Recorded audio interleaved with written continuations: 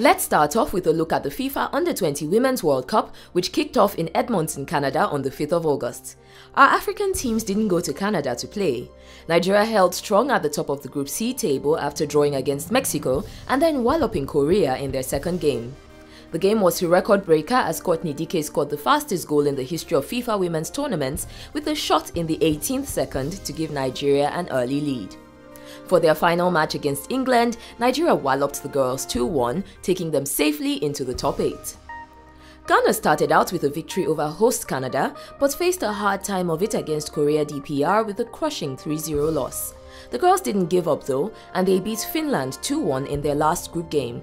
Sadly, this was too little too late as they have been eliminated on goal differences.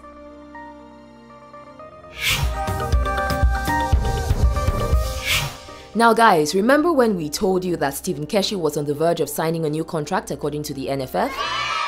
Well, he's not. Guys, this story has got more twists than a telenovela. So the new gist is that Keshi's team has announced that the coach will not accept what they have termed a slave contract, insisting that he is worth much more than the measly 5 million naira he's being offered. For those of you unsure of the value of that sum, that's about $31,000. His media assistant Emmanuel Ado and lawyer Francis Koza, following what was obviously a very unsatisfactory meeting with the NFF, have these very emphatic statements made to Goal.com to their credit. We're ready for give and take, but not a slave contract. We will not sign a slave contract that does not take care of Keshi's interests. And then they added, you media don't even know the worth of the coach. I will surprise you. Keshi is bigger than 10 million naira. Keshi is not a 5 million or 10 million naira coach, and he will not sign a contract of such value. So what does the NFF have to say about this? Well, NFF spokesman Ademola Olajire seems pretty sure that all these details will be ironed out before the Eagles face Rwanda on the 6th of September for their Nations Cup qualifier. Still talking to Goal.com, he said, Keshi has not told us anything around 15 million naira. I don't know where this is coming from. I'm not a part of the small panel put together to speak to him, but I know that there is nothing like 15 million. And then he added optimistically, but having given us a written expression of interest, Mr. Keshi is definitely desirous of retaining the position of head coach of the Super Eagles and will be able to come down to the level of the NFF, realizing of course that we are not a multi-billionaire organization.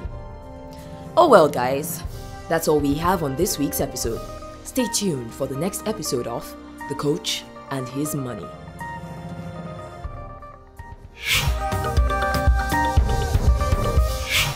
Speaking of the Nigeria-Rwanda game, yes guys, there's some trouble on that score too.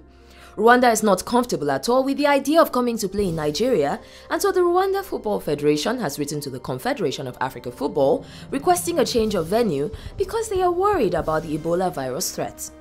They have requested their government's advice and are waiting to be told whether they should travel or not. In addition, Ghana has indicated that they might not be too willing to host Sierra Leone's home games because they are, in their words, uncertain about the health implications for our country.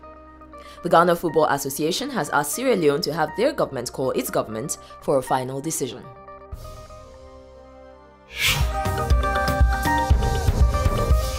Now guys, we all want you to stay safe as our governments and aid organizations work together to combat the Ebola virus disease.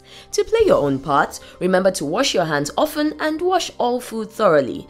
Stay away from bushmeat and bats as they can be carriers of the disease. If you feel any unusual symptoms, tiredness, fever, diarrhea or nausea, make your way to a hospital and get it checked out immediately.